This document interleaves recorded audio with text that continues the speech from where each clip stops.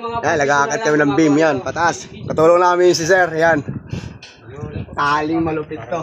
Ayan, aakit kami ng beam. 4x4. 4x4, pag nahulog to, 4x6. Dito isa. Bigat to. Kakaisang beam lang kami naakyat. Sa liig na tinali. Tinali na sa liig. Ikaw, buhol. Bull pala eh. Tinali na sa liig. Naging kalabaw Nahulog na. ka ni Rico eh. Lagi naman ako sa dito muna ako tutulak. Hindi, dyan ka naman tutulak. Hindi, lumibig ka, huwag kang kumaang. Doon ka sa dulo. Oh. Yung ganap na dulo to. Wala kang gagawin. Magtutulak ka lang. 1, 2, 3. Oh, 1, 2.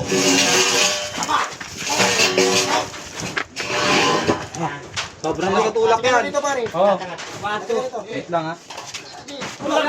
Tulak boy. Wait lang. Ito na nga. Para sa pako. 1, 2, 3. Kung hindi kita papakitaan ng mga malulupit na kataga. Ayos! Nakakit na po, nakakit na po. Napakasimple. Nakakit na po ang beam. Hilahin muna, hilahin. Yan na. Oh, pare. Oh.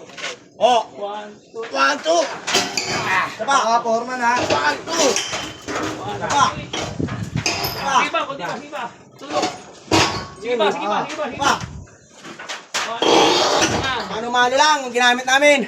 Walang crane. Woo! Mabigat. Yan na po.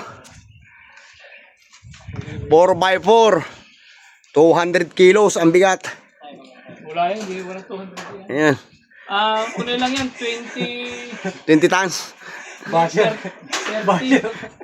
35. Ha? 35. Yan si sir.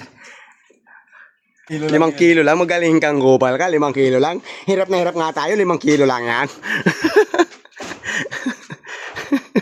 Bomba na. Yan.